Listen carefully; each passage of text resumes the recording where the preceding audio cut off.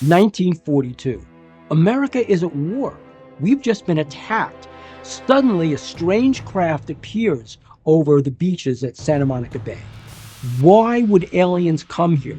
The majority of Americans believe A, UFOs are real, and B, we know more about it inside the halls of power than we're letting on. When it comes to the Battle of Los Angeles, people think, oh, it's all hoopla, it's all hype, it's all newspaper stuff.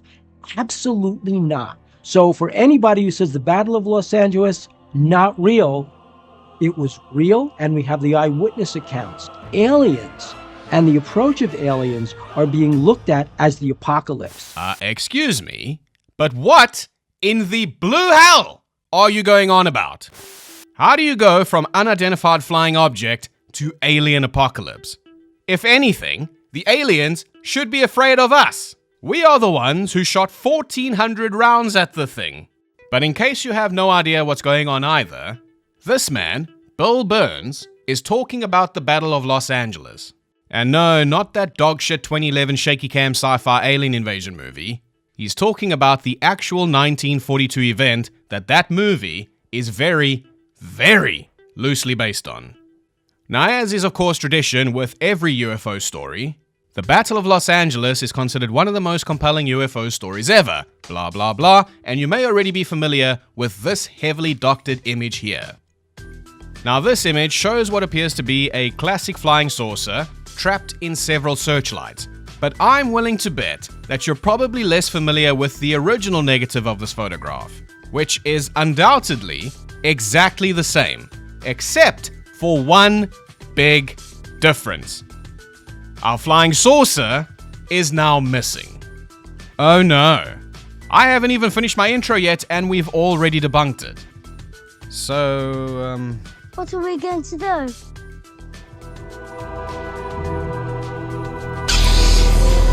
Well, is it completely debunked?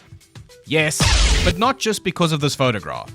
There is so much more evidence to suggest that the Battle of Los Angeles was not an alien invasion, and that nobody even thought that it was until 45 years later. Because and when the very dumb, very debunked Majestic-12 documents were leaked and said that 2 alien spaceships were retained that night. So you know what? The time has come. Execute Order 66. Let's debunk Majestic-12 once and for all, because I'm tired of this bullshit now. But first, let's go over the Battle of Los Angeles so we can try to understand why people think this was an alien invasion. Now, this may be the only time I ever say this, but to be completely fair with the Battle of Los Angeles, I don't think that it's a silly UFO story. And that's because it never was a UFO story to begin with. At least until the Majestic-12 document surfaced in 1987 and said that it was. Until then though, nobody ever said anything about aliens and pretty much chalked it up to wartime nerves and hysteria. And that's probably what happened. So in order to understand what the fuck happened here, and to dispel the myth that this sci-fi piece of shit is very loosely based on, we first need to watch its unofficial prequel, Pearl Harbor. So 3 months before the Battle of Los Angeles, on December 7th, 1941, Japan launched a surprise attack on Pearl Harbor in Hawaii, resulting in the deaths of 2,403 Americans. Needless to say, that is horrifying. America wasn't even in the war at the time. So the next day on December 8th, Franklin D. Roosevelt, the American president, asked Congress to declare war and join the Allied powers. And now, the US would enter the Second World War. Now, after the attack, as you can imagine, public outrage and paranoia intensified across the country, and especially on the West Coast, where fears of a Japanese attack or invasion were seen as realistic possibilities. According to Lorraine Boisnold writing on the Smithsonianmagazine.com, while the Japanese weren't planning on launching an attack by air, doing so would require bringing their aircraft carriers within range of the US military, risking their losses, they did, however, send submarines. On December 23, 1941, those submarines sank the oil tanker Montebello off California's coast. And then they attacked the lumber ship, the SS Absaroka, the very next day, causing minor damage and killing 1 crew member. Now, the pronunciation Absaroka is probably wrong, but I think it sounds pretty cool. Also, the script is too long for me to just keep looking up how to pronounce words, so I'm gonna wing it most of the time. And I get comments every video saying, "Oh, you pronounced that wrong. Oh, wow, you pronounced that right." I try, but I'm South African. We speak differently. But let me tell you something just for shits and giggles. I don't think there's a single South African that cares that no other country in the world can pronounce Nelson Mandela's name right. Nelson Mandela got a fucking divorce. We know who you're talking about, and you know what we're talking about. Well, unless we say something like, "Ja, but ons gaan nou fucking braai." But just for fun, it's pronounced Mandela, like Monday. But, words are fun, yeah? Where were we? Juneau, Alaska. We weren't there, but we're there now. Because residents were told to cover their windows for a nightly blackout after rumors spread that Japanese submarines were lurking along the southeast Alaskan coast. And that was a fun little visit to Alaska, but we need to leave now and go back to California. Because there were also rumors that a Japanese aircraft carrier was cruising off the coast of the San Francisco Bay Area, which resulted in the city of Oakland closing its schools and issuing a blackout. Civil defense sirens mounted on patrol cars from the Oakland Police Department blared throughout the city, and radio silence was ordered. Now, these rumors were taken so seriously that 500 US Army troops moved into the Walt Disney Studios lot in Burbank, California, and they went there to defend the Hollywood facility and other nearby factories against enemy sabotage or air attacks. As the US began mobilizing for the war, anti-aircraft guns were installed, bunkers were built, and air raid precautions were drilled into the populace all over the country. Now, contributing to the paranoia was the fact that many American merchant ships were indeed attacked by Japanese submarines in the waters off the west coast, especially from the last half of December 1941 through to February 1942. And as the panic continued to grow, on February 23, 1942, at about 7 p.m., a Japanese submarine surfaced near Santa Barbara, California. This Japanese sub was commanded by a guy named Kozo Nishino, and the reason he and his crew were in Santa Barbara was because the Japanese government were concerned about the fireside chat Roosevelt was giving at that time. Now, these fireside chats or speeches were done to boost morale and urge national unity, support, and sacrifice, as well as to give updates on war strategies. The Japanese government at the time, however, said, "Oh no, you fucking don't," and they surfaced near the Elwood oil field on the Gaviota coast.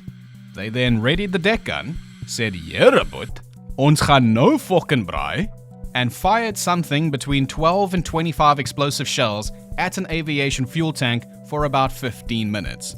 They made a big fucking braai. So it's good to know that most of the workers had already left for the day. But there was a skeleton crew of oil workers still on site. Fortunately though, none of them were killed or injured in this attack. And it's interesting to get their perspective because they said that they first believed that the explosion was an internal explosion until one of them saw the Japanese sub bobbing in the water. They then watched as the Japanese sub took aim at a second fuel tank, and this is when they ran and called the police. Now, of course, since the sub was bobbing in the water, quite a few rounds strayed off target, and they ended up doing minor damage to buildings and structures nearby. In total, they did about $500 worth of damage to the surroundings, which would be like $10,000 or something today. So scary shit. And I just want to highlight what one of the oil workers told reporters after the attack. Not to be a dick about it, I completely understand why he said what he said. But I do want to highlight how people can misinterpret things in highly stressful situations. So the oil worker, known as G. Brown, told reporters that the enemy submarine looked so big to him that he thought it must have been a cruiser or a destroyer, until he realized that only one gun was firing. Now, I also just want to mention something that might be incredibly important. All of this bullshit happened one day before the Battle of Los Angeles, when panic and paranoia was at an all-time high, especially in the West Coast. This attack in particular, the bombardment of Elwood, had a profound effect on the public imagination, as West Coast residents came to believe that the Japanese could storm their beaches at any moment. That is fucking horrifying. According to Brian Dunning on Skeptoid.com, the alert level was the highest it had ever been, and there was a strong belief that an attack on Los Angeles was imminent. So with all of that in mind, let's move on to February 24th, 1942, the day the Battle of Los Angeles began. On the 24th of February, the Office of Naval Intelligence issued a warning that an attack on mainland California could be expected within the next 10 hours. And you know, with all the shit that's happening in the world right now, most people don't even need to imagine what that is like. They are experiencing it.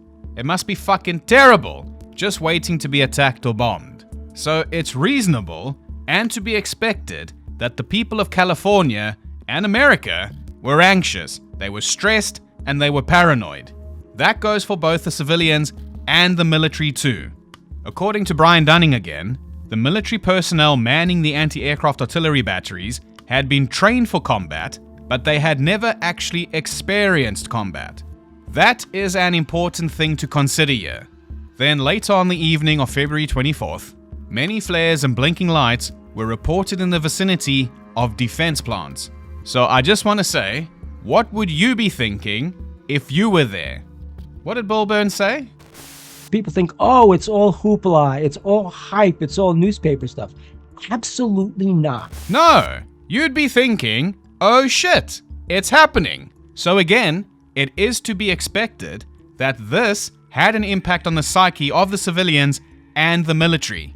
And then at 7:18 p.m., an alert was called. Air wardens then rushed to position and started searching the sky. However, it turned out to be a false alarm, and the alert was lifted at 10:23 p.m. So this false alarm is also something that needs to be considered in the Battle of Los Angeles. What was that false alarm? Nothing. It was a false alarm. I hope that makes sense. But I'm sure it does, because judging from my comment section, 95% of it, I have the smartest viewers in the world. Where were we? Yes, of course, 2 a.m., February 25th, 1942. We weren't there, but we're there now. Time travel. I learnt it from Bruce Gernon. Fucking hell, I waste a lot of time talking bullshit, don't I?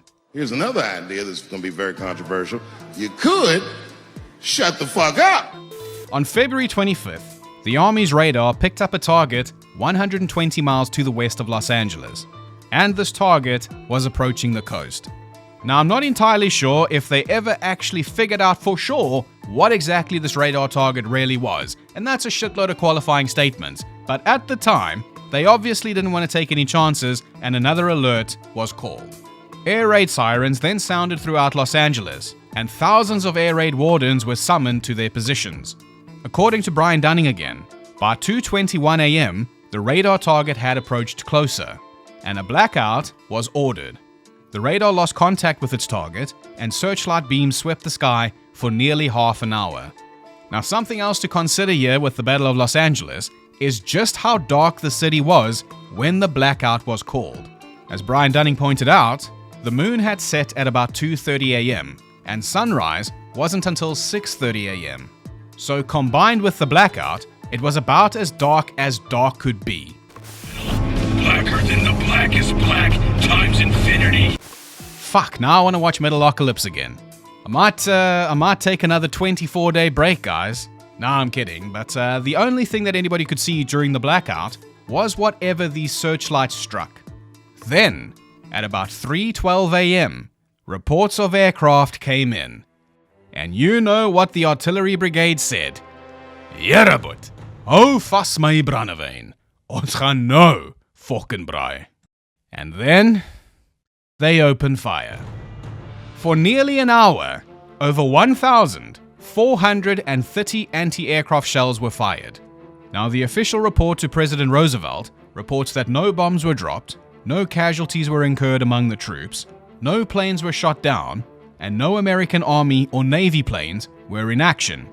So, whatever they were shooting at did not shoot back, and therefore did less damage to Los Angeles than the US Army did. So that's why I said the aliens should be afraid of us. Human beings don't fuck around. We just fucking braai, but. This is probably the stupidest joke ever, but I don't know, dude. I just fucking try to entertain myself while I record. Sumi. Sumimasen. It means sorry in Japanese. Alright, I think I've recovered from my brain aneurysm now. Several buildings and vehicles were damaged by the 8.5 tons of shell fragments that rained on the city during this whatever the fuck. Now, unfortunately, due to the panic, several people would injure themselves. Some quite badly as well. Some people fell off balconies and shit and broke their legs. But absolutely tragically, 5 people would die as a direct result of the panic. 3 people died in car accidents and 2 people died of heart attacks. So that really sucks, and I think it's kind of an insult to these people to imply that they died because of an alien invasion. This isn't a story of a fucking cigar-shaped UFO crashing into a windmill and nothing happening. This is a story where 5 people die. And to take this story and twist and manipulate it in a way where it's about aliens is... I don't even know what the fucking word is. It's gross. That's gross. So I think it's important to try to figure out what actually happened here. And that's the problem. Nobody knows. No one knows what all of these air wardens were shooting at. There is, though, a very logical theory that answers all the questions, it irons everything out, it checks all the boxes, but as is of course tradition, it gets fucking ignored. Why? Well, because we want aliens. We don't want the truth. The truth isn't good enough. We want aliens. Fair enough. So do I. But I'm not willing to bullshit myself to get aliens. I mean, what are the odds that on February 23rd, Japan attacks America, and then on February 24th, an alien attacks America? Actually, it didn't even attack. So what the fuck are the odds of that then? Because there was 1,430 anti-aircraft shells fired at it. Well, I did the calculations, and according to basic Steiner math, 0. Because it's never happened before or after. But yeah, that's the big mystery here. What exactly were they shooting at? Nobody knows for sure, but it's pretty safe to say it wasn't aliens. And I'll tell you why it's safe to say that, because this is one of the rare UFO stories that has literally hundreds, possibly even thousands of witnesses, and not a single one of them, at the time, reported seeing a flying saucer or an alien spaceship. Not that eyewitness reports really prove that much anyway, because hundreds, possibly even thousands of people saw the Phoenix lights, and many of them said that it was an alien spaceship, but it's been definitively proven that those lights were flares. I covered it in this video, you can watch it here, but it's very interesting here that in LA in 1942, most of the witnesses said that they saw nothing. But some did say that they saw something, and that something was balloons. Some said that they saw aeroplanes, and CBS Radio were ahead of their time and said that they saw a Blimphausen. The official Memohausen to Roosevelt reports that probably 15 planes may have been involved, flying at speeds from very slow to 200 miles an hour, at elevations from 9,000 feet to 18,000 feet. It then concludes by saying that if unidentified planes were involved, they may have been from commercial sources, operated by enemy agents for the purposes of spreading alarm, disclosing location of anti-aircraft position, and slowing production through the blackout. So the million-dollar question is, was it just a regular commercial aircraft that the Army radar picked up off the coast of Los Angeles? I don't know, and I'm not going to stress about that chump change. I'm after the $315 trillion question, the one that the entire Earth is in debt to. That question is, if there actually was an aircraft there that night, how in the blue hell can every single one of those 1,430 shells miss their target? Or even more perplexing, hit a commercial plane and do no damage? Were these air wardens just fucking stormtroopers shooting marshmallows or something? As you can see, I put a lot of thought into phrasing these questions very eloquently, if I do say so myself. But like I said, there is a very logical theory that offers very satisfying answers to all of these questions. Now, I found a really good write-up by a guy named Brett Holman writing on airminder.org, and he's got a really detailed analysis of all the real Battle of Los Angeles photos. And in his opinion, the real photos do indeed prove that something was there over Los Angeles that night. But it wasn't fucking Zorb in his ET cruiser. It was probably just a cloud. And I'll admit right now that he had a similar joke about an ET cruiser or something like that, and I really liked it, and I stole it. But it's not theft if you admit it, right? Now go read his article, it's really good. So, quote, "Firstly, there must be an actual physical object being illuminated here. Crossed searchlight beams alone wouldn't produce the effect seen here, at least with contemporary photographic technology. As you can see here, there's a similar thing happening in this photo, which was taken in Bremerton in Washington State, also in 1942. That's good, that means the camera technology here is comparable. So what's happening is the photographic film or plate is already saturated due to the brighter beams, and you can't get whiter than white. The second thing Brett points out is searchlights shining on clouds do produce irregular shapes of light. Here's another photo he shared where the searchlights are illuminating the base of a cloud deck. Now this photo was actually taken in California, roughly around the same time as well. And as Brett says here, you can tell it's a cloud deck, or at least a big cloud, because of the way the beams just stop going vertically and diffuse away horizontally a little. See, I told you it was good. Brett is cooking. Let him cook now. Or as we would say in South Africa, braaiing. Let him braai now. I don't know what the fuck is happening, I'm sorry. You could shut the fuck up. All of their light has been absorbed and scattered by the cloud. In the Battle of Los Angeles photo, the beams do continue through the object, though much diminished. The object's edges are a bit better defined than in the above photo. Both of these, though, would be consistent with a small cloud. Now, if what we're seeing in this photo wasn't a conventional cloud, Brian Dunning suggests that it could have just as easily been a cloud of smoke from all the 1,430 shells the anti-aircraft guns fired. However, I do think that Brett Holman is more on the money, because in order to have the smoke from the anti-aircraft guns being visible in the searchlights, they would have first had to have fired them.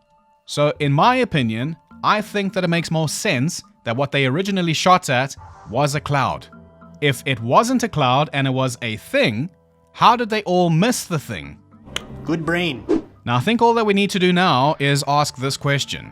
Is it possible that anxious air wardens with no combat experience, who were expecting an attack from the Japanese because just yesterday, a Japanese submarine shot up an oil field and less than 1 hour ago, radar detected a target approaching the coast? Could one of these anxious air wardens just thought they saw something when their searchlight hit a cloud or something and just thought, fuck it? Why take the chance? Why not just fire at it? Creating a chain reaction then, causing every other air warden to follow suit. Is that not possible? If someone can prove to me that that's impossible, I'll concede and say fine, it was aliens. But until then, I'll just refer to stadium riots because that's how they get started. One person pushes just a little too hard and all fucking hell breaks loose. But again, no one knows for sure what they shot at. There's also reason to believe that they were shooting at weather balloons, which might explain the radar signal. But yes, without a torn weather balloon dated February 25th, 2 o'clock in the morning or something, we can't really say that they were shooting at weather balloons. That's fine. The point of my video is to dispel the myth that what they were shooting at was aliens. Anyways, there is more to the story, so let's get back to that. So about an hour and 1,430 shells later, at 4:15 in the morning, the all clear was sounded and Los Angeles was saved. Amazing. The blackout would then be lifted a little bit later at 7:21 a.m. and then the cleanup began. 8.5 tons of shell fragments littered across Los Angeles. Damn. Now, feeding the ever-growing fear across America, this incident became front-page news across the country. But since there was no evidence of enemy aircraft and a shitload of property damage caused by the US's own military, there was a massive public backlash and people started making demand housings. So I've got a list of demands for you. Demands? Yes, demand housings. I need a blimp, Hall of Fame induction, and An explanation, of course. So later, that same day, February 25th, the Secretary of the Navy, Frank Knox, held a press conference saying that the entire incident had been a false alarm due to anxiety and war nerves. As is of course tradition, some people didn't believe him, Some people still don't believe him, and that's because they only believe the military when they say stupid shit like we recovered a flying saucer. You believe that without seeing the thing for yourself, but refuse to believe that the Earth is an oblate spheroid and that Apollo landed on the moon. You know what? Hopefully aliens do come visit us and take these people away. So the newspapers at the time immediately started spreading conspiracy theories about how this statement by Frank Knox was a cover-up. And there were quite a few different conspiracies about what exactly they were trying to cover up. But strangely, none of them involved aliens. They were mostly saying shit like the military were hiding the fact that there were actually enemy planes there that night. Enemy planes, by the way, that did fuck all for some reason. There were other conspiracy theories saying that the entire incident was staged to give coastal defenses an excuse to move further inland, or maybe possibly even to push Roosevelt's Executive Order 1966. Execute Order 66. The one that authorized the internment of Japanese Americans. Roosevelt signed it in large part due to fears that Japanese Americans were collaborating with the Japanese military. Prior to the Battle of Los Angeles, there were suspicions that Japanese citizens had been signaling Japanese aircraft, although there's no evidence for that at all. And just a final example of weird conspiracies about this incident. The representative of Santa Monica called for a congressional investigation, saying, quote, "None of the explanations so far offered removed the episode from the category of complete mystification." Fucking Shakespeare over here continued by saying this was either a practice raid, or a raid to throw a scare into 2 million people, or a mistaken identity raid, or a raid to lay a political foundation to take away Southern California's war industries. So yeah, nothing about aliens. Moving along to the next day, February 26th, George Marshall, the Chief of Staff, wrote this memohausen to President Roosevelt. So there it is, but before we look at it, I just want to ask this question. Assuming this was an alien invasion, why write this memo to preemptively help cover up the truth if this memo is only going to get declassified in 1958? 16 and a half years later. Long after people have moved on and forgotten about it. Not that people even thought that it was an alien invasion anyway. Like I said, the first time aliens were ever even mentioned as a possibility in this story was in 1987. 45 years later. So what the fuck are we saying? Are we saying that this memohausen was supposed to aid in the cover-up of something that had not even been conjured up in the imagination of conspiracy theorists yet? Or are these words on this memohausen just maybe, possibly, George Marshall's actual thoughts at the time? Anyway, Roosevelt gave him shit in this response and asked him who is responsible for the air alarms. He then goes on to ask him if anyone other than the authorized official of the US Army could order an alarm. Now, I didn't find George Marshall's answer to that question, but to quote the late great Alexi Leo,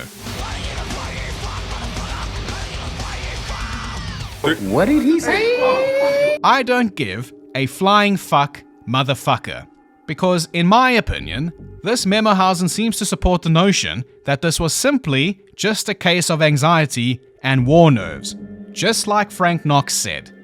Reading from Lorraine Boisenholt's article again on the SmithsonianMagazine.com, a professor of history named Arthur C. Verge said, quote, "As bad as the Battle of Los Angeles was, I think it was a wake-up call. Some people saw the war as far away, in the Hawaiian Islands, but now it was real, right next door. That meant people were more willing to support the military with small actions, like rationing food and selling war bonds." And yeah, that's pretty much where the Battle of Los Angeles ended. And then, just 3 years later, we would get the unofficial sequel to this movie. Fucking Oppenheimer. Japan would then soon surrender, Germany would follow, and World War II would come to an end. The Japanese would then soon reveal to the Americans that they didn't actually fly any planes over LA that night, and that would appear to check out since they mostly sent submarines. And they sent submarines because taking their aircraft carriers too close to the coast would bring them within range of the US military. And we know the kind of heat that America was packing, so the Japanese were right. It would have been too risky and pretty fucking stupid to do that. Everyone then said, well, okay then. And they moved on with their lives, at least until 1983. 41 years later, when the US Office of Air Force History released their analysis of the Battle of Los Angeles. They concluded that all of the evidence points to meteorological balloons, which would again appear to check out, since that's what a lot of witnesses said they saw. Their report says, quote, "A careful study of the evidence suggests that meteorological balloons, known to have been released over Los Angeles, may well have caused the initial alarm. At 3:06, a balloon carrying a red flare was seen over Santa Monica, and 4 batteries of anti-aircraft artillery opened fire, whereupon the air over Los Angeles erupted like a volcano. From this point on, reports were hopelessly at variance. Probably much of the confusion came from the fact that anti-aircraft shell bursts, caught by the searchlights, were themselves mistaken for enemy planes. According to Brian Dunning, this theory is supported by the fact that anti-aircraft artillery units were officially criticized for having wasted ammunition on targets which moved too slowly to have been aeroplanes. After the firing started, careful observation was difficult because of drifting smoke from shell bursts. The acting commander of the anti-aircraft artillery brigade in the area testified that he had first been convinced that he had seen 15 planes in the air, but he had quickly decided that he was just seeing smoke. In any case, the next 3 hours produced some of the most imaginative reporting of the war. Swarms of planes, or sometimes balloons, of all possible sizes, numbering from 1 to several hundred. These mysterious forces dropped no bombs, and despite the fact that 1,440 rounds of anti-aircraft ammunition were directed against them, they somehow suffered no losses. There were reports, to be sure, that 4 enemy planes had been shot down, and 1 was supposed to have landed in flames at a Hollywood intersection. Huh? Hold the fuck on a second. 4 enemy planes were reportedly shot down? If that was true, would that not be something that George Marshall would want to tell Roosevelt? Would that then not excuse the air wardens opening fire and wasting ammunition? Because they still got shat on. Also, I want to point out that it wasn't alien spaceships that were reportedly shot down. It was enemy planes. So if this really happened, would the US military not want to announce that to the American people then? Like, look at us, man. We got him back. We can do it. Also, if an enemy plane really went down in a Hollywood intersection, how did more people see that? Surely it's going to take some time to clean up the wreckage. Surely it's going to fuck up some buildings and structures on its way down. How come not a single reporter got a photo of that? Or even just the military restricting access to the intersection or something? I mean, they got this photo. So how the fuck did no one get the plane crash on camera? Especially since it was probably far less dangerous there without all the anti-aircraft shells flying around. There were apparently hundreds, possibly thousands of witnesses. So how, in the blue hell, did no one get evidence of a plane crash in a Hollywood intersection? The answers to all of these questions is because it probably didn't happen. And if it did, people wouldn't have just forgotten about it and never mentioned it again for 45 fucking years. Until Majestic-12. Yeah, but I'm so fucking sick and tired of hearing about Majestic-12. But in all honesty, something that I didn't expect when I decided to read about all of this shit is just how much of a wild fucking ride Majestic-12 is. So my plan now is to try to tell you the story of Majestic-12 and then debunk it. Because once MJ-12 is debunked, it makes it very easy to debunk the Battle of Los Angeles. Well, in regards to the aliens at least. So if you want to just skip to the end, skip to this time in the video. And I'm going to say that I don't recommend that because the story of Majestic-12 is fucking insane. Now, first of all, the history and timeline of MJ-12 is quite a mess. So I apologize if I skip things, miss things, or get things wrong. So as always, my sources are in the description so that you can go and check everything out yourself. Now basically, there were 3 questions I wanted to find answers for regarding these documents. Ultimately, I was only able to find actual, incontrovertible evidence for one of them. Those questions were: who made the Majestic-12 documents and where did they come from? Short answer is, I'm not sure. Possibly a guy named Bill Moore, or a US Army sergeant named Richard Doty, or both of them. The second question is, what was their purpose? Short answer is, I'm not sure, either for shits and giggles, or they were a deliberate disinformation campaign led by the Air Force Office of Special Investigations. And the third question is, are they real government documents? The answer is not even a fucking little bit. Now, as far as I can tell, there isn't exactly a smoking gun that proves that Majestic-12 was a deliberate disinformation campaign. However, according to Brian Dunning on his podcast about MJ-12, the deliberate spread of disinformation is a very real thing. It usually comes from national security and is common during wartime.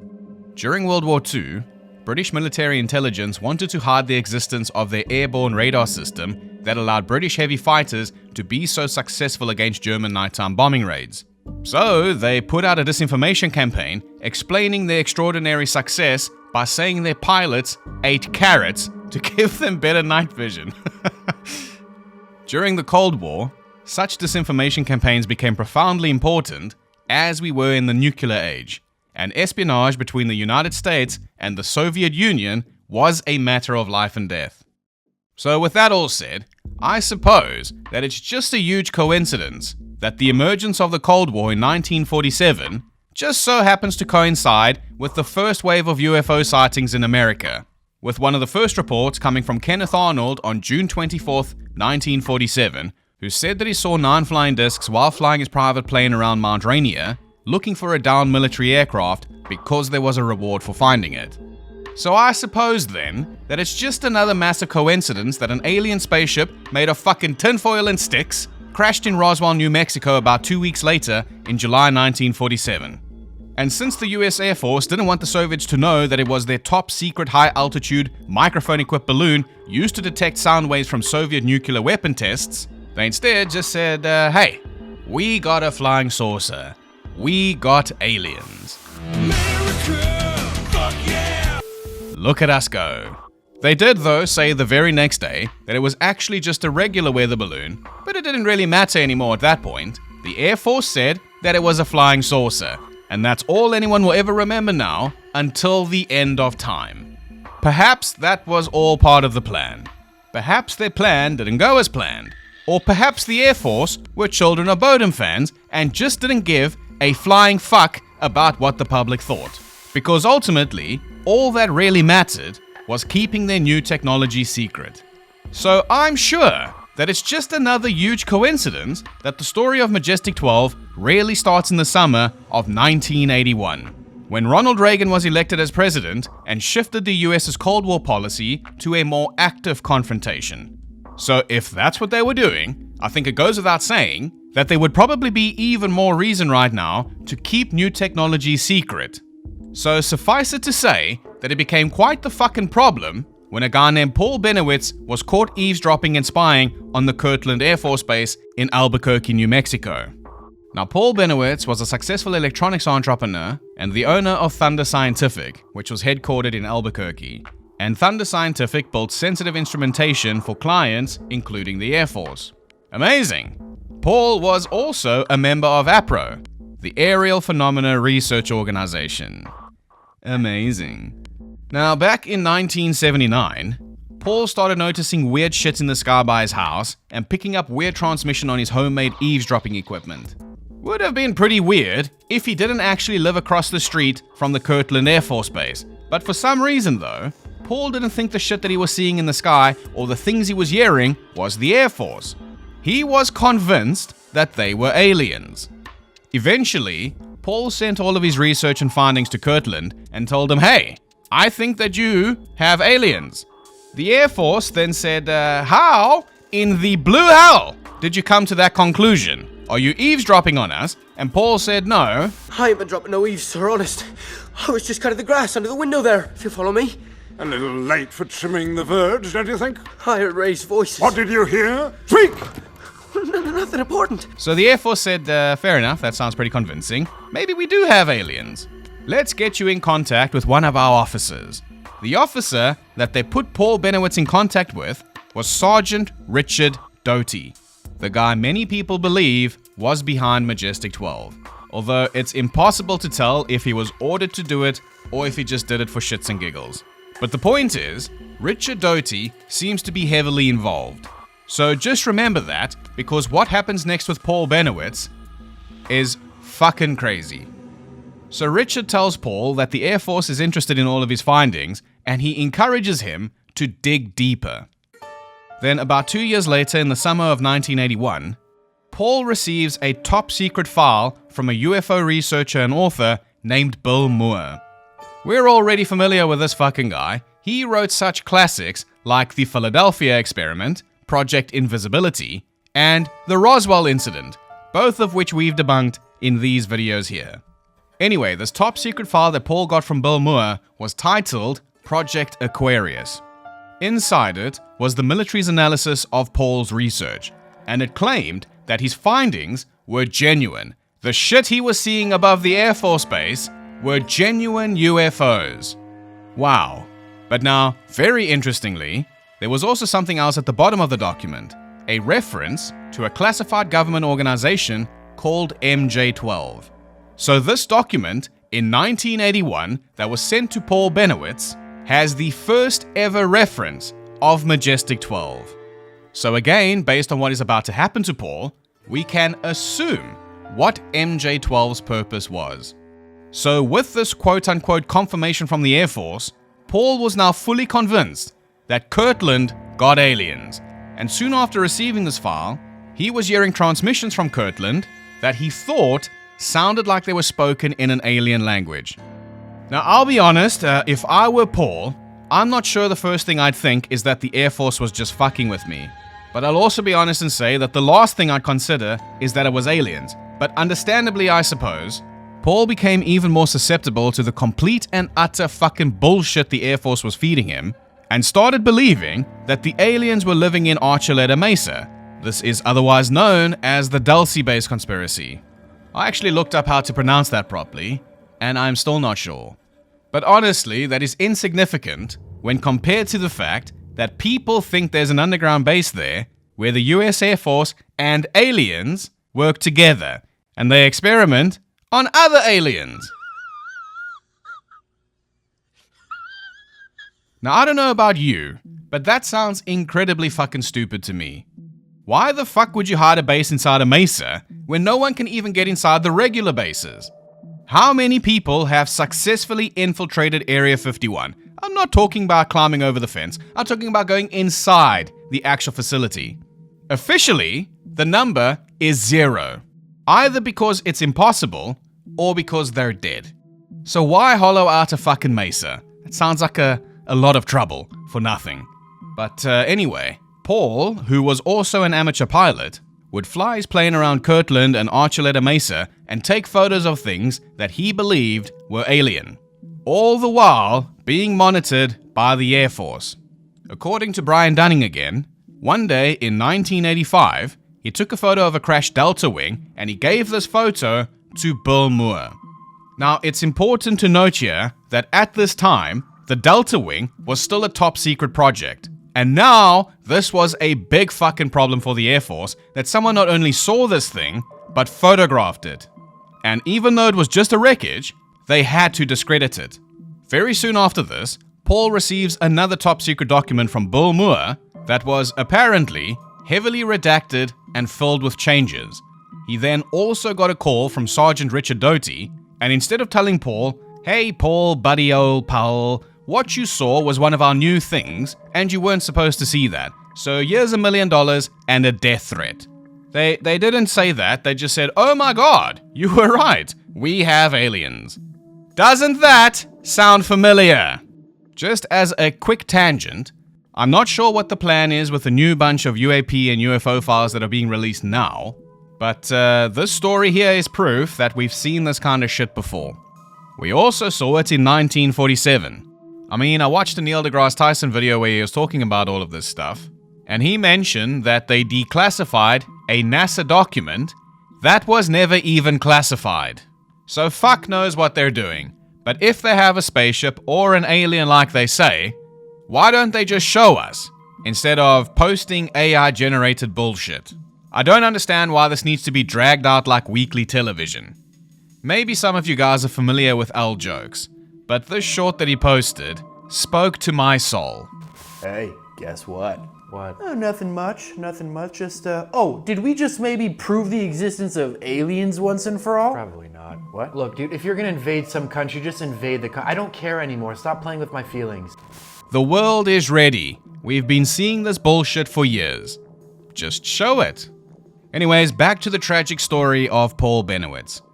So they know that he's seen the Delta Wing. They know that he's photographed the Delta Wing. So what they decided to do then was scatter even more debris and wreck parts around this thing, and they even built things like structures specifically for Paul to photograph and kept calling him and telling him more stories about the aliens living inside the mesa, which eventually drove him fucking insane. Clearly, the Air Force were big Children of Bodom fans and didn't give a flying fuck about this motherfucker. Good brain. Pretty soon, this guy was so far gone that he was convinced that his wife was in charge of the aliens. Now, I know this story is fucking insane. So how do we know all of this? Well, we know it because Bill Moore publicly admitted all of this during a 1989 MUFON conference. MUFON being the Mutual UFO Network. Now, at this conference, Bill also admitted that he had been working with Richard Doty to feed Paul false information, and that Richard is the guy that gave Bill that heavily redacted top secret document that was riddled with changes. When Bill got the document from Richard, he asked why all these things were redacted and changed, and Richard said it had to be sanitized to protect sensitive projects. Bill was told that Paul was expected to wave this document to the press and others as proof that what he was saying about an alien invasion was true. And then when he did that, the document would be denounced as counterfeit, and Benowitz would be further discredited. Bill Moore then also admitted at this conference that he had, quote, a long career as a controlled informant to the US government, and admitted to having deceived a number of people. Bill Moore, the guy who wrote the Philadelphia experiment and the Roswell incident, admitted to having deceived a number of people.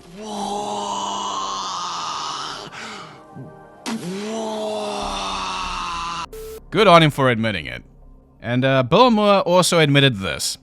Part of his job as an informant, working with Richard Doty, had been to drive the already delusional Paul Benowitz into a full psychological breakdown, which eventually happened. Bill Moore said that when he went to visit him, Paul had guns and knives all over his house, and he had installed extra locks on his doors and swore that the aliens were coming through his walls at night and injecting him with chemicals. Ultimately, Paul Benowitz had to be hospitalized and lived the rest of his life as a recluse. Fucking hell, that escalated quickly. I genuinely feel bad for these guys. I don't know why I'm laughing, but I don't know what else to do. It's fucking insane. Let's just move on. So anyway, I suppose all the UFO people that still believe Majestic-12 is real don't find this suspicious at all. For some reason, it's not weird to them that the first ever mention of it comes from some bullshit called Project Aquarius that Bill Moore, as a US government informant, sent to Paul Benowitz in 1981 to drive him fucking crazy. One extra thing about this Project Aquarius document, by the way, Bill Moore also admitted that he had typed it up himself. That sounds kind of important, so I'm going to repeat that.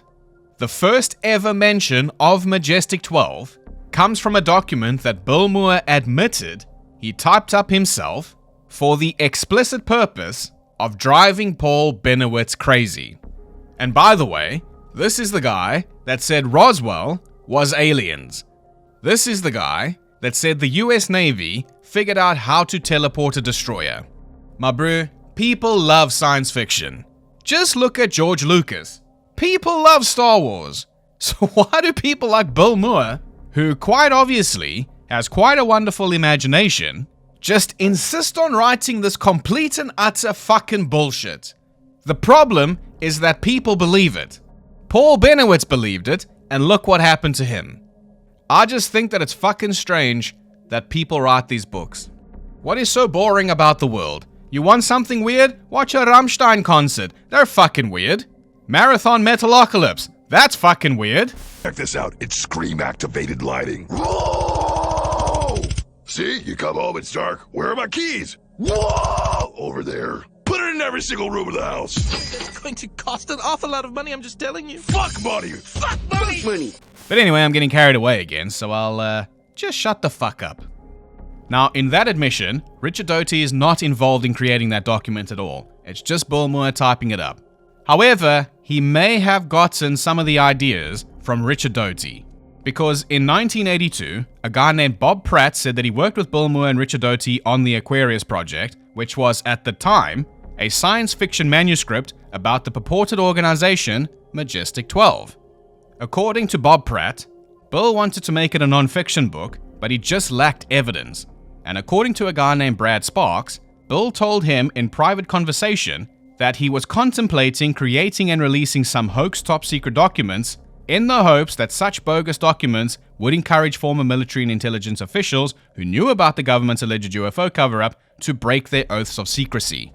So I suppose that it's just another wonderful coincidence that sometime in December of 1984, a Los Angeles television writer-producer and amateur ufologist named Jamie Shandera just got off of a phone call with his UFO research partner, Bill Moore, when Jamie went and found that he had just received a package through his mail slot that had a roll of undeveloped film in it.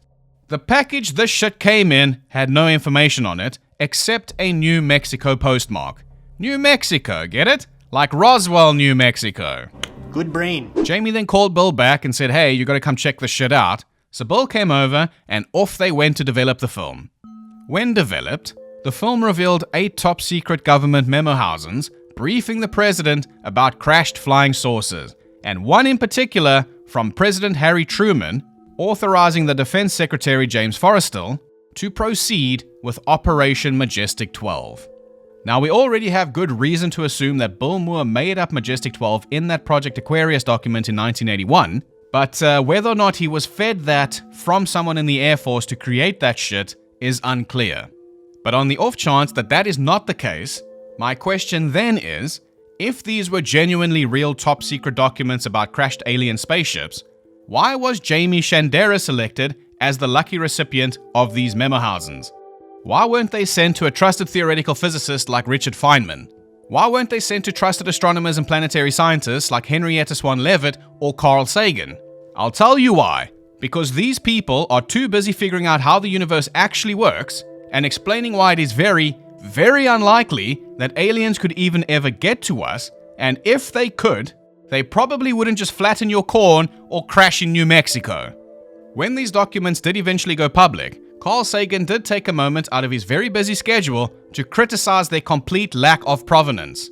He also pointed out that the documents were, quote, just miraculously dropped on a doorstep like something out of a fairy story. And an easy rule I live my life by is if Carl Sagan said it, it's probably true, because he was a fucking genius. Bring out the orange cat! We're doing it. Sir Carl Sagan, welcome to the Mystorian's official Pap of Approval Club. Now, if this coincidence wasn't miraculous enough already, the fact that Bill Moore's UFO research partner Jamie Shandera just so happened to receive these documents, the documents that Jamie received also just so happened to confirm his UFO research partner Bill Moore's book, The Roswell Incident. Because one of these 8 documents mentioned that during the retrieval and cleanup of the Roswell crash, authorities recovered the bodies of 4 little humanoid beings. Amazing. Again, if these were real, why weren't these sent to somebody like Carl Sagan or Joe Nickell? Why were they sent to this fucking guy who worked as a television writer and producer in Los Angeles? Oh, and an amateur ufologist. And we all know by now how trustworthy ufologists are. If your plan as a whistleblower is to give top secret documents to somebody who is notoriously untrustworthy, you are a fucking moron. But I guess you can't just give the shit to somebody like Carl Sagan or Joe Nickell, because they will immediately see it for what it is. An enormous pile of A-grade fucking bullshit. Now, with regards to the purpose of Majestic-12, it would seem that the purpose of them was to spread disinformation, seeing as Bill Moore was at this time, by his own admission, a controlled informant for the US Air Force and working with Richard Doty to break Paul Benowitz's brain. So maybe that could explain why Bill and Jamie didn't immediately go public with these documents. They said that they first shared them with a select few other ufologists. Then, in 1985, Bill and Jamie said that someone in the Air Force gave them a tip that there was another top-secret document in Washington, D.C., hidden in the National Archives.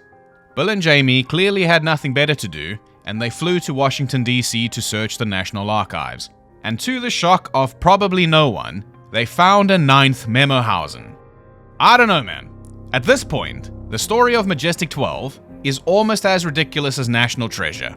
Fucking top secret document just out there in the open. Yeah, so according to them, this memo was hidden in one of more than 100 boxes of recently declassified US Air Force intelligence documents to which they were the first to gain access. Again, why them? Why not Carl Sagan? Now, this 9th Memohausen that they found was supposedly typed up on July 14th, 1954 by a guy named Robert Cutler, who was President Dwight Eisenhower's national security advisor, and he was scheduling a meeting with MJ-12 at the White House for July 16th. Now, this is something you're going to want to remember for when we debunk these documents, because we know where Robert Cutler was on July 14th, when he supposedly signed this memo. He was out of the country. Spoiler alert. But even after finding this quote-unquote additional piece of evidence, Bill and Jamie still did not go public with Majestic-12, deciding to still keep it a secret. However, despite the fact that only Jamie, Bill, their other research partner Stan Friedman, and a select few other ufologists knew about these documents, news about MJ-12 still leaked and spread throughout the UFO community. However, Jamie, Bill, and Stan still refused to share them. Then, like 2 years later in 1987, a supposed copy of these documents were anonymously sent to a British ufologist named Timothy Good. Apparently, some guy that he knew handed him the envelope with all the shit inside of it. Now, he never revealed the name of the person who handed him that envelope, but he was quoted as saying that he had obtained his MJ-12 papers from a reliable American source who has close connections with the intelligence community. Now, doesn't that sound familiar? Now, at this time in 1987, it was reported in The Observer that Timothy Good was Britain's leading UFO researcher. Now, perhaps the mystery person who sent these Majestic-12 documents to Timothy were unaware that he too was a big Children of Bodom fan, because Tim Good didn't give a flying fuck about keeping them a motherfucking secret. So he decided to publish them in a book called Above Top Secret. Bill Moore, who was not a Children of Bodom fan, did give a flying fuck, because he probably realized right then and there that he just lost his chance to publish his documents in a book and make some nice money like Timothy Good did. So the next best thing that he could do, I guess, was to go public with his Majestic-12 documents so that people wouldn't forget about him or something. And then Bill Moore went to a MUFON conference and told everybody about Majestic-12 in June 1987. Guys, I'm also cool, I promise. I also got Majestic-12 stuff. Probably what he was thinking. Now that everybody had copies of these things and they could read them for themselves, skeptical UFO author Philip J. Klass got his hands on a set of them. He then sent a copy of these documents over to the FBI, who immediately investigated their authenticity.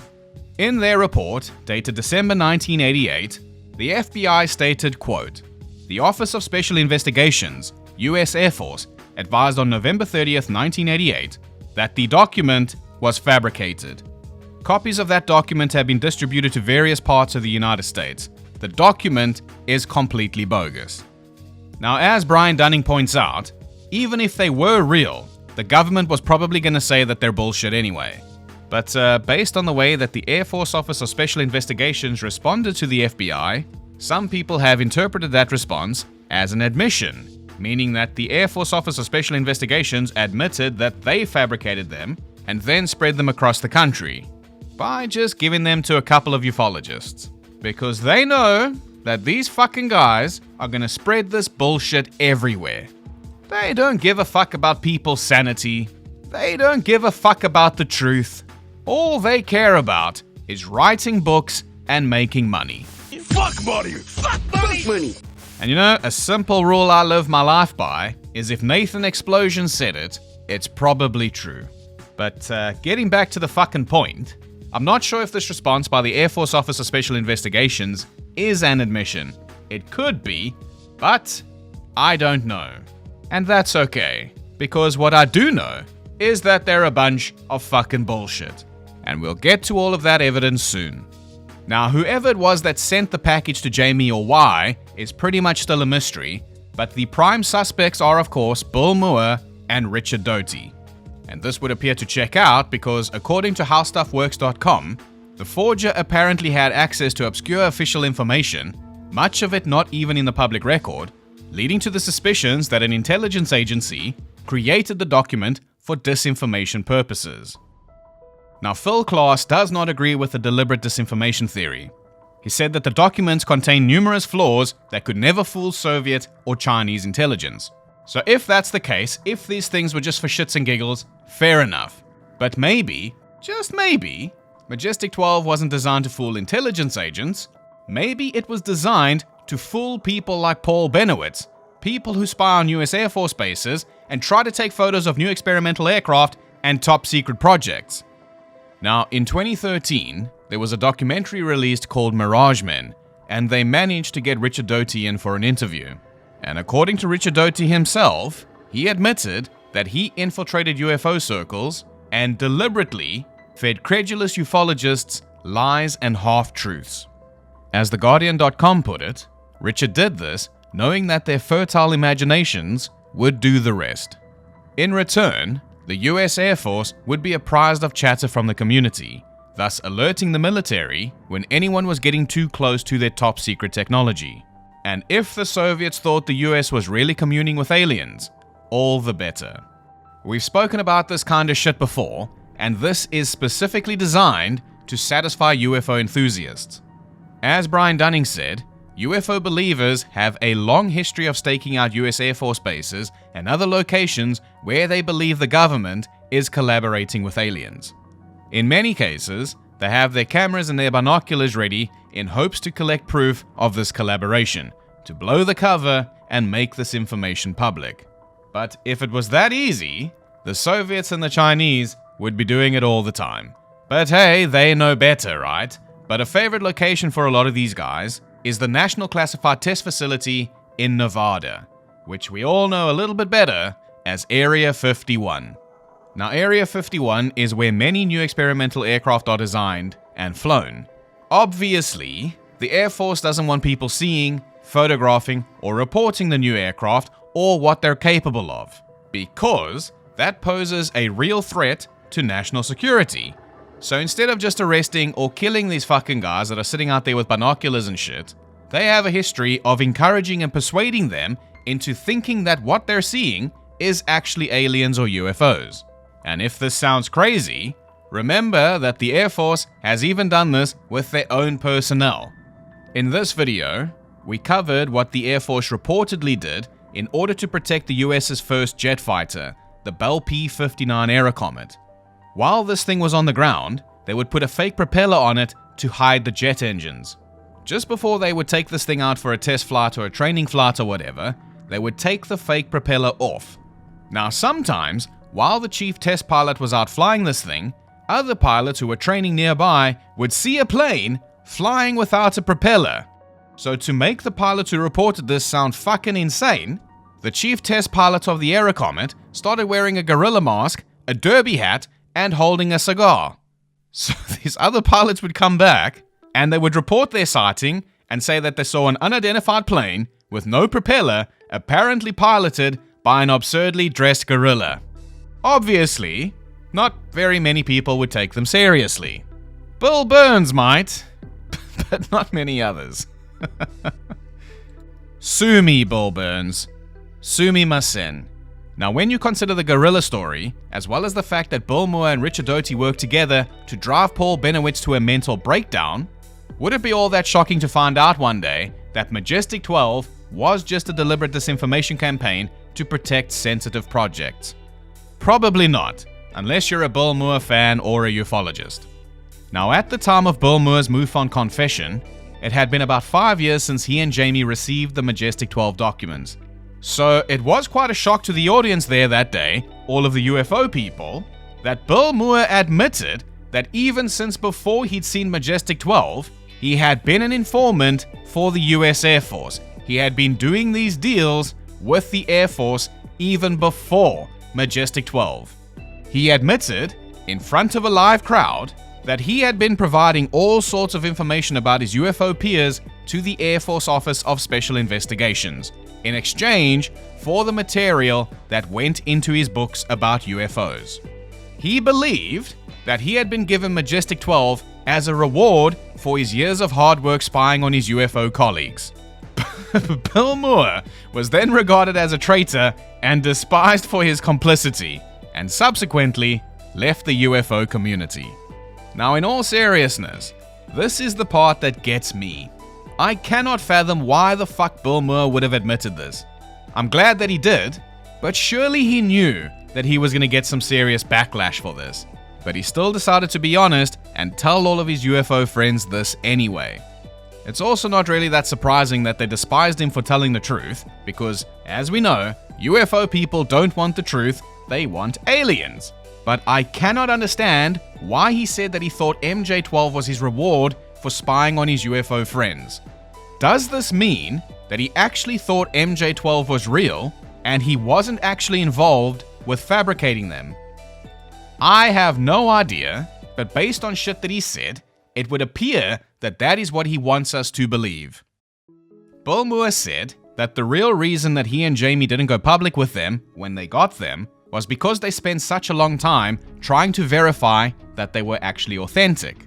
If that is the case, then perhaps the sender was playing 4D chess, because for some reason the Majestic-12 documents are all dated in the same weird way that Bill Moore was known for dating shit, and not in the way that the Air Force dated shit. So perhaps that was the trap. As soon as Bill Moore went public with them, the government could be like, we don't date shit that way. Bill Moore does. Who had the fucking documents? Bill Moore had them. It's fucking bullshit. Now he looks like a liar and no one trusts him. And that wouldn't be unlikely, because that's what they were going to do with Paul Benowitz. Here's something else that's important to realize as well. Just like Timothy Good, who received the other batch of MJ-12 documents, Bill Moore at the time was also regarded as one of the most rigorous researchers and investigators in the field. So it is kind of suspicious that these two guys were selected to be anonymously sent top secret government documents. When Bill Moore went public with these things in 1987, he himself said that he recognized that maybe someone was out to embarrass us, and that the briefing document and the Truman memo, allegedly received from an anonymous source, might be disinformation. He said that he and Jamie felt that if they didn't do anything with them, maybe somebody might urge them to, and that might give them a hint as to where the documents came from. However, nobody urged them to do anything. So, I don't know. Maybe this suggests that Bill had no part in fabricating MJ-12 after all. Maybe his only job was spreading it. Unfortunately for him though, I'm still suspicious of him, and so are most skeptics. Phil Klass sent several letters to Bill Moore asking him if he was actually Timothy Good's reliable American source with close connections to the intelligence community. Bill, of course, never replied to any of those letters. So I'm not sure what Bill's role was in all of this, but based on what happens next, I've become even more suspicious of his friend, Sergeant Richard Doty. In 1988, the year after Bill and Tim went public with their MJ-12 papers, and the year before Bill admitted that he was a dirty double-crossing double agent at MUFON, there was a TV broadcast called UFO Cover-Up Live, which, in hindsight, is quite a bizarre title since the entire thing was pre-recorded. But this kind of dishonesty is what we have come to expect at this point. But this 1988 broadcast is what first introduced Americans to the Majestic-12 hoax. It also featured the first public mention of Nevada's Area 51 as a site associated with aliens. Now, during this whatever the fuck, the program interviewed informants whose identities were concealed, and their code names were Falcon and Condor. Falcon and Condor spoke about the whole Majestic-12 thing and told a story about a group of aliens who live here now and work with the government, and one of them really likes strawberry ice cream. Personally, I love Rocky Road. Lock me in the freezer and throw away the key. Singing I love Rocky Road. But Falcon said that these aliens came from the Zeta Reticuli system, also something we want to remember here. Now, why the codename Falcon is interesting is because apparently, according to UFO researcher Linda Moulton Howe, back in 1983, a guy who went by the name Falcon invited her to Kirtland Air Force Base to give her some material for a UFO documentary she was working on at the time. According to Linda, Falcon showed her what he claimed were top-secret memo housings prepared for the president, which discussed crashed flying saucers and recovered alien bodies. What a fucking coincidence! Just like the Majestic-12 documents. Falcon then promised Linda that he would get her some video proof of all of this, and then he just never did. Doesn't that sound so familiar? So yeah, very sadly for Linda Moulton Howe, her UFO documentary had to be cancelled because she never got this shit from Falcon. And I forgot to mention something. Falcon was identified as Richard Doty. And he told Linda that he was given his code name by Bill Moore. Now, as for who Condor was, the UFO cover-up live production crew exposed him as Captain Robert M. Collins. Now, Captain Collins was also assigned to Kirtland. In November 1987, Collins also arranged a meeting with the same Linda Moulton Howe and another guy named John Lear. Now, John Lear is one of those kind of guys who I wouldn't believe if he told me the sky was blue, without first looking up for myself to double check that. But apparently, according to Linda Moulton Howe, Collins meets with them, and then he presents them with Majestic-12 documents mentioning the aliens living inside Archuleta Mesa. You gotta be fucking kidding me. He then tells them some shit about the government's working with friendly aliens there, experimenting on nasty aliens. So it's the same shit we've heard before from Richard Doty, coming from the same Air Force base that told these stories to a guy deliberately to fuck his brains. And Captain Collins at this meeting made sure to make mention of the fact that he too had been working with Bill Moore for a number of years. Now, I don't know if they're just saying that they worked with Bill Moore to discredit him, or because it was true and Bill Moore was the mastermind. However, what sways me into thinking that maybe Bill Moore didn't have much to do with creating the Majestic-12 hoax after all, is the existence of this book. The Black World of UFOs, Exempt from Disclosure, written by Robert Collins with Richard Doty. So, these two guys, who both worked at Kirtland, who both peddled the same bullshit, were evidently working together for a long time to push this conspiracy theory, for whatever fucking reason. Now, I told you the story of Majestic-12 was a wild fucking ride, so what's interesting about this book is that they also list a guy named Timothy Cooper as a contributor. Now, who the fuck is Timothy Cooper? Well, after Bill Moore was kicked out of the UFO community for being a dirty double-crossing double agent, Tim Cooper then anonymously received his own batch of MJ-12 documents.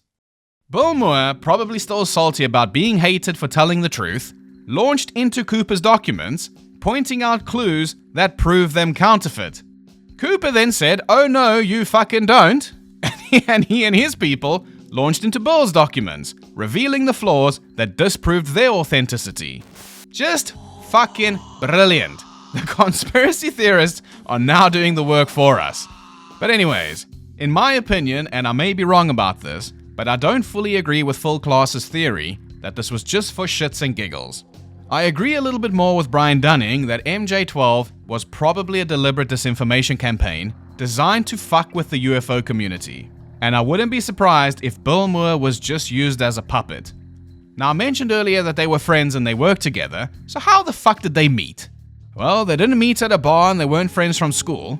After Bill released his book, The Roswell Incident in 1980, Richard Doty reached out to Bill. So it's not impossible that Richard was doing the exact same thing to Bill as he was ordering Bill to do with Paul Benowitz.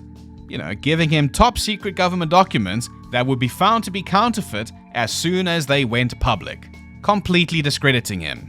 Now, this is just going in circles, so I'm going to wrap up this section and then get into the evidence. Now, according to Bill Moore, during his 1989 MUFON confession, Bill said, quote, "Disinformation is a strange and bizarre game. those who play it are completely aware that an operation's success is dependent upon dropping false information upon a target or mark in such a way that the person will accept it as truth and will repeat, even defending it to others as if it were true. Once the information is believed, the work of counterintelligence is complete. They can simply withdraw in the confidence that the dirty work of spreading their poisonous seeds will be done by others. So was MJ-12 and Project Aquarius fabricated by Richard Doty then? Possibly. According to Steve Rose writing on The Guardian, in the 2013 Mirage Men documentary, Richard almost admits to having had a hand in supposedly leaked classified documents, such as Majestic-12, but he denies involvement in the Project Serpo papers, which claims that 12 American military personnel paid a secret visit to an alien planet in the Zeta Reticuli system, only to be caught out as the source of this presumed hoax. Oof. Busted. But Project Serpo and Majestic-12 are not exactly the same thing. But isn't it just another astonishing coincidence that Falcon, Richard Doty, talking about MJ-12 on the UFO Cover-Up Live, mentions the Zeta Reticuli system? He just seems to have a peculiar fascination with that particular star system. So the coincidences here are starting to stack up. But according to Mark Pillington, the writer of Mirage Men, which by the way, investigates the very same conspiracy that we are talking about right now, the conspiracy that the US military fabricated UFO folklore in order to deflect attention away from classified military projects. Mark Pillington said, quote, "Some of what Richard said was true, and I'm sure a lot of it wasn't, or was a version of the truth. I have no doubt that Rick was at the bottom of a ladder that stretches all the way to Washington, but it's unclear to what extent he was following orders and to what extent he was taking matters into his own hands. And ultimately, that is just the fucking problem. Was he doing it for shits and giggles, or was he actually given the order to? I have my suspicions, but I'm not sure. What I am sure about is that Majestic-12 is a bunch of fucking bullshit. So let's finally get to the evidence that proves that these pieces of shit are fake. First of all, according to a CIA document discussing their role in the study of UFOs, Dr. Larry Bland, editor of the George C. Marshall papers, discovered that one of the so-called Majestic-12 documents was a complete fraud. It contained the exact same language as a letter from Marshall to presidential candidate Thomas Dewey regarding the magic intercepts in 1944. If I'm not mistaken, these were intercepted reports that the US decoded, and then these intercepted reports gave real-time insights into German war plans. The dates and names had been altered, and magic had been respelled with a J instead of a G. Also, something very important to mention is this document was a photocopy, not an original. Not a single original Majestic-12 document has ever been found. All of these things are photocopies. So, that's really bad. But Phil Klass has also shown that most of these signatures on these documents are actually pasted on photocopies of genuine signatures. In his special report called New Evidence of MJ-12 Hoax, Phil Klass says, quote, "In signing the authentic letter to Bush, Truman's pen accidentally skidded slightly, creating a small extraneous mark on the left upper part of the right-hand vertical stroke in the letter H. The same skid mark." Be mature, you're a grown-up. The same skid mark appears on the Truman signature of the MJ-12 memo of September 24th, 1947. It's just slightly heavier on the MJ-12 memo because of the multiple photocopying operations used to make the hoaxed document. Phil says, quote, "If Truman's signature is a counterfeit, then so is the alleged Helen Cote MJ-12 briefing paper contained on the same 35mm film, which makes specific reference to the special classified executive order of President Truman on 24 September 1947. So right now, it's looking really bad for Majestic-12. But Phil Klass, the legend he is, sent his findings to an actual expert in the field, a professional document examiner who previously led the CIA's Question Document Lab. This expert, a guy named David Crown, told Phil Klass, quote, "Yeah, but we don't even need to examine this shit, eh? Because these Majestic-12 documents were written on a typewriter that didn't even exist in 1947. That's not an actual quote, but it's very close to the real thing. So there it is. Incontrovertible proof that these documents are fake.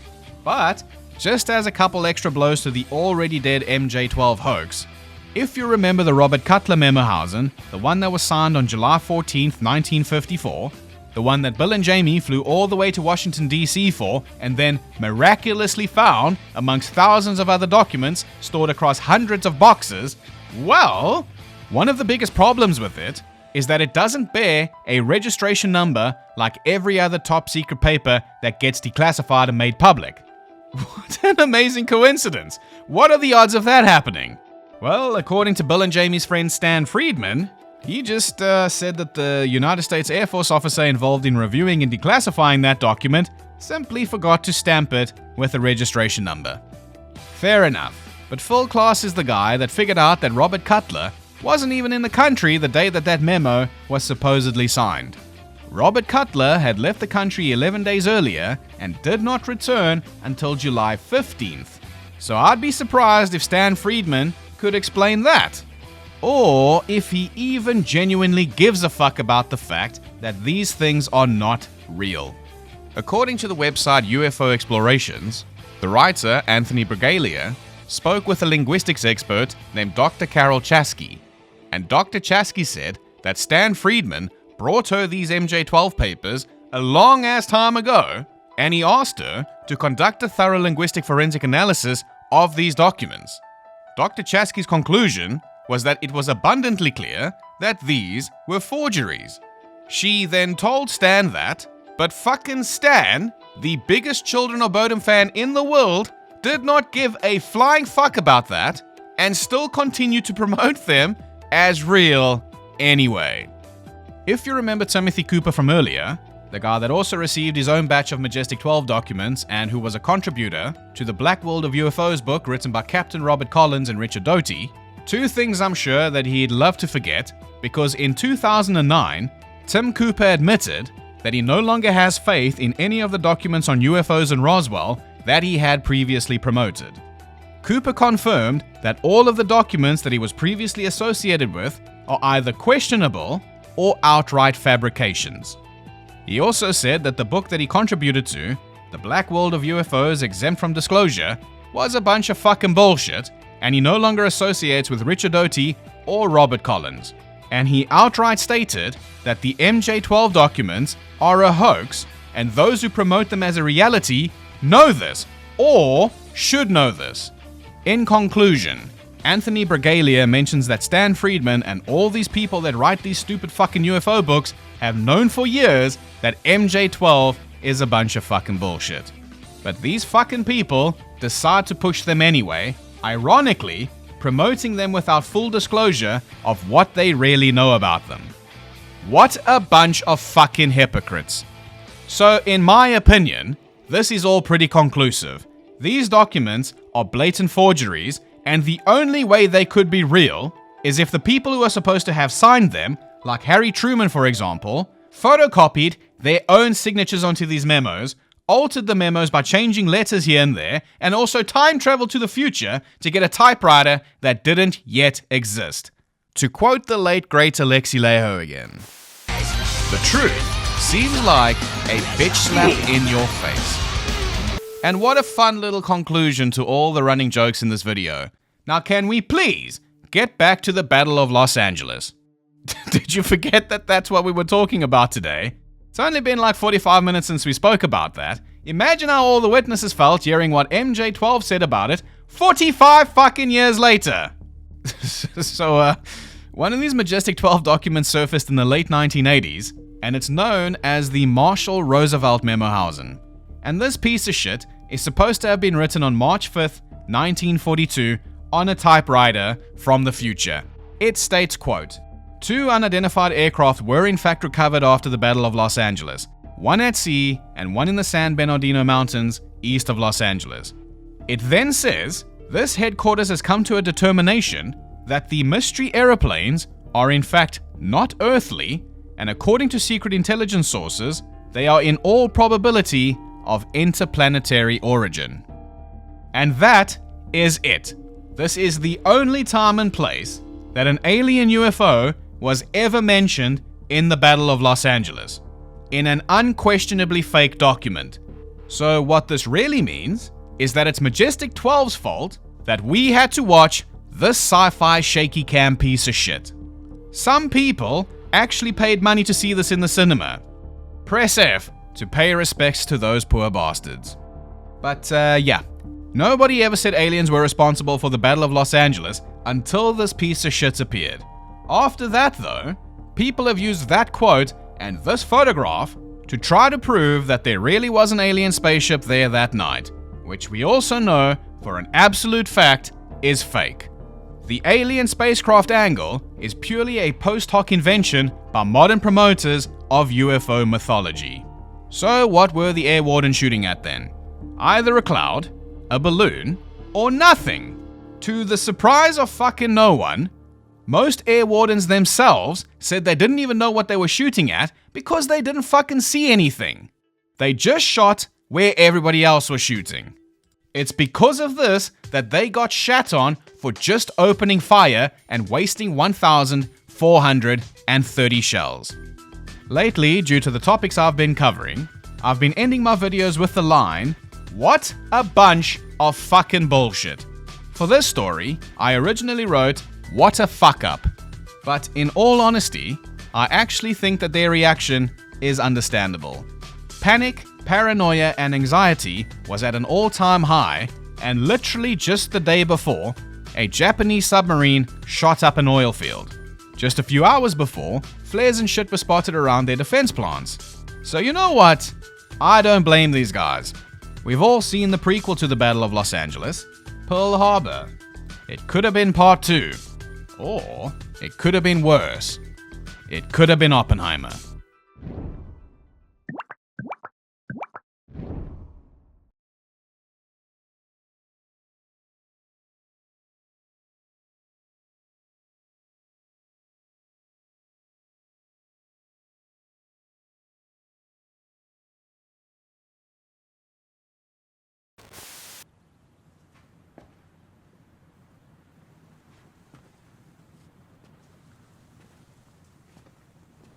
You're still here.